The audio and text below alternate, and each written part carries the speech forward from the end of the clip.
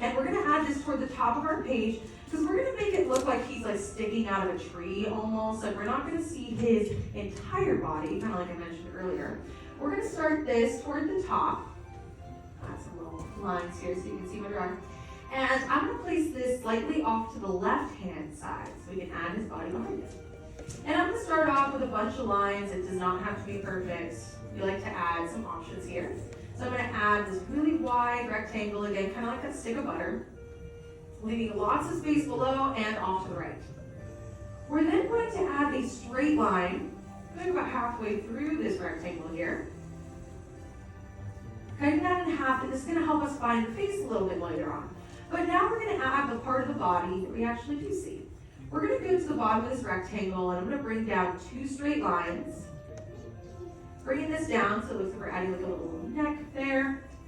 And we're going to add a bunch of flat ridges. Now, even though snakes are very, they look like a noodle, right? Like they look like they have no structure. They actually do have like bones. And we need to show that there is structure to this animal here, to this character, by adding a bunch of flat lines. So the neck there was 2 straight lines. The next one is going to be a diagonal going through the bottom of our page.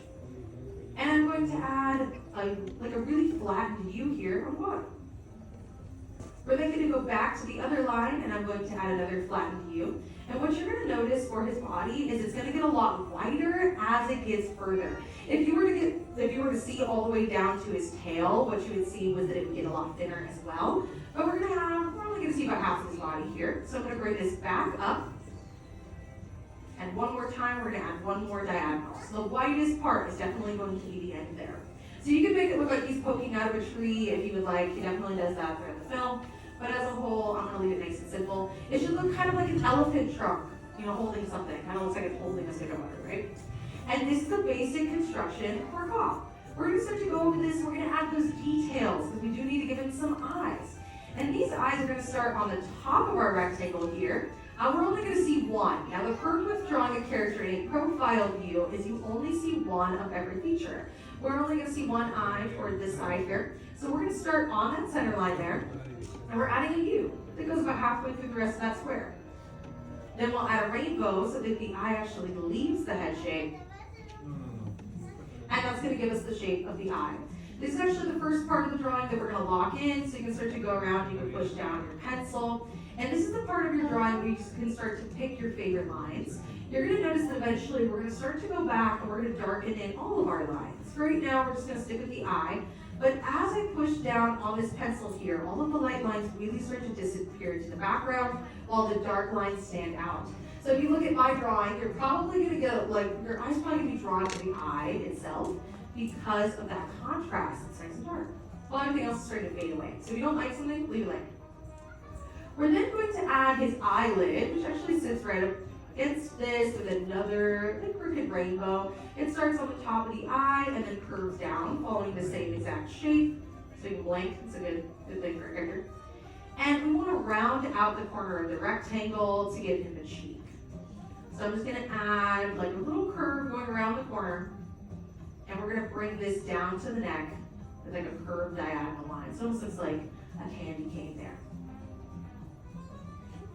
From there, we're going to go forward and we're going to fix the rest of his face, making this into a little bit more round shape. Now, he is supposed to be very scary, so he does have more sharp lines than some of the other characters. Like Mowgli, for example, is very round. This is something that you see throughout all of animation. If you look at the main villain of this movie, who is that?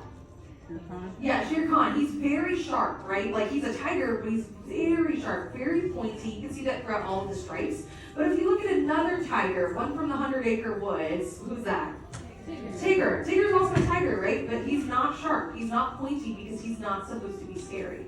Now they do that to make you so that you don't trust these characters. Now Cosset's kind of in the middle because he is a snake, so they can only get him so sharp in order to still make him look like a snake. But he also isn't the main villain of the movie. Now we're bringing through what looks like a big U. This curves down a little bit above the bottom of the rectangle. And right about when you get to that line, we're going to curve this up. And you have an option here, because I think Kaw has some really fun animation where he can hypnotize, right? So he gets very wobbly and he can have a lot of fun with this. I like to add a little wobble. at the top of the smile by adding what looks like a very bubbly letter M, and it gives us a fun personality there. And you can start to lock that in as well as the smile and that top there, right by the eye. And you're gonna see that really starting to pop out. Now, at this point of Disney, this movie was considered very dark for this time at Disney. In fact, the very first version of this movie was considered too dark. Walt Disney was like, no, that's not good for children. And they had to redo it to make sure that it was more fun. It was going to be a little bit more dramatic, kind of think Black Cauldron, right? That movie's really dark if you've ever seen it. Most people haven't seen that one. But it's not necessarily for children, it's more of like an adults kind of film because of that scarier aspect. So this movie definitely got a rehaul. And you see this a lot throughout animation. Movies change dramatically from the very first versions. It's very uncommon to see a movie that looks the same as the beginning as it is in the end. We have entire films that changed within just like simple parts of the script, right? Everyone loves Frozen. Guess what? Frozen did not start like that. Things like this, they just change from small little details and become an entire new film. Now we're going to go about halfway through this U here, and we're going to add the lower lip. Now we're going to give him kind of a pursing look because he hisses a lot. So we're going to add this little curve going down, and then we're going to add a rainbow that goes back toward the neck. Now at this point, you can start to go back. You're darkening the lower lip, but we're also going to start to darken in the body, just rounding out any sharp corners you might have, so giving him that like snake-like look. We're going to go all the way around. Now, after this movie was created, quite a few years later, we did actually end up in this like era of Disney. Now, if you didn't know, like fans and Disney themselves have actually named all of the eras for Disney, just depending on like the decade. It kind of tells you a little bit about that time in our company. For example, the most popular era is typically known as the Renaissance era, and this is when we had movies like Mulan, Beauty and the Beast, and Hercules, all very big films, and they were very musical-esque as well. Little Mermaid came out around that time as well. And this is what most people think of when they think of Disney.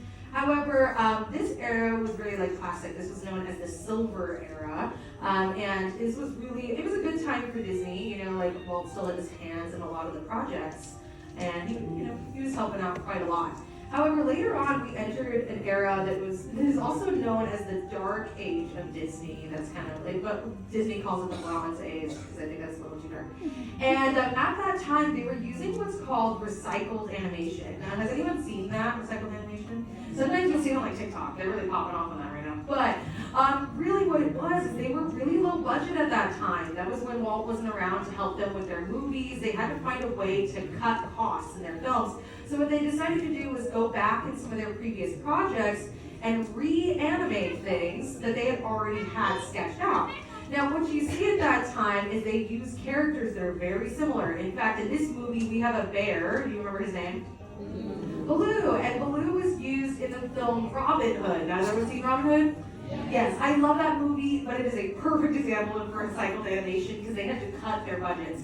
So Baloo was actually used to animate Little John. And you can see exact scenes where they use the exact same movements to just reanimate. They essentially just drew over Baloo and they were like, new bear now, and that worked. And they actually did this for Kaa here as well. There's a snake in that movie that we see with Prince John, and that snake has a lot of Kaa scenes. They just tape over it, right? And even in like all of them, they went back to the very beginning. Snow White was used in the dancing segment. You can see Maid Marian dancing around, and it's the exact scene where Snow White was dancing around. And this helped them save their budget, but truly no one noticed at that time, right? I didn't notice until someone showed me the scenes back to back, but it did help them in a time of need.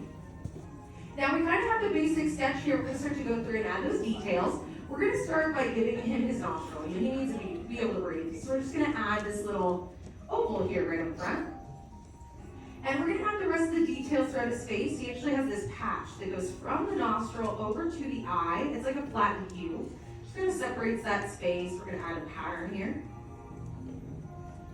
And we're going to start to go through, and we're going to add this big stripe that's going to help add that pattern as well, because his underbelly is going to look a little bit like paler. So we're going to add that same shape we did for the cheek. We're going to add a curve that goes down to the bottom of the rectangle, about halfway.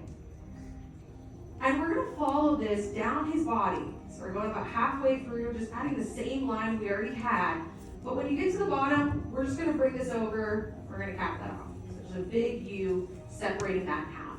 And what we're gonna show is that he is turning his body as he leaves this tree or wherever he's going.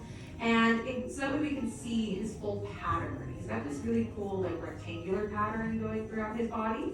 While again, that underbelly is nice and smooth. Has anyone here ever like held a snake? Yes? Okay, a few of you. Some of you look scared. That's okay. I actually really like snakes. I had a pet snake when I was a kid. And they're actually very soft. If you've never touched a snake, they don't look soft. They're very, very soft. And we want to show the pattern there. So we're going to go toward the back here. So inside of that shape we're just going to add some rectangles, very rounded rectangles to add that pattern. However, if you want to give Cod a new pattern today, you're just not feeling rectangles, this is something that you can always change. So if you want to put, like, I don't know, you put Mickey shapes in there, you know, maybe he's feeling the hidden Mickey vibes, that's cool, go ahead and add that. If I said Frozen and that, like, triggered you, you know, you could put, like, Elsa in there a bunch of times. Like, it sounds really difficult, but you totally could. It's still your drawing, so feel free to have some fun with it. You know, you can make this into stars or something instead.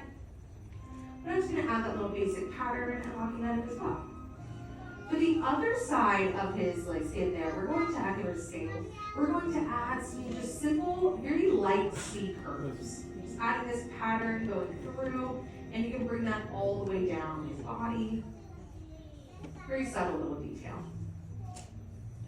And at this point, we really only need two more things for our Cod. Now, we do need to wake him up, right, because he's looking a little ghosty right now. He's seen some things. And we're going to add his pupil, but you have an option here, because I mentioned that Cod tends to hypnotize people, right? So you can give them the like hypnosis eyes, where they have that like little spiral going on in there, like he's singing the Trust in Me song. You definitely could do that. I'm going to add the pupil here toward the front, which is actually going to leave the eye just a little bit, a little oval there. And if you want to do the hypnosis, I like to just add essentially some little C curves going through the eye, kind of like what we did for the body there, and it just gives him that hypnosis color. And the last thing that I like to add is going to be his tongue, because he's a snake, right? So we're going to add a little tongue kind of slithering out, which looks like an S curve, and they have a fork in their tongue, meaning that it's going to slit right at the end. And there you go, it's a little snake, a little slithering around. Anything else you want to give your Cod from here is considered extra credit. So if you want to put something in the background, you can. You put Mowgli, Thunder Trees, or something back there. If you want to add some shading, you can shade in that pattern. So you can shade in these little rectangles here. You can always put something in the background. You put the snake from Robin Hood. But the last thing that we all need is a signature. So whenever you're done, find a spot on your page and sign your name nice and proud. And that's it. You're your very own Cod.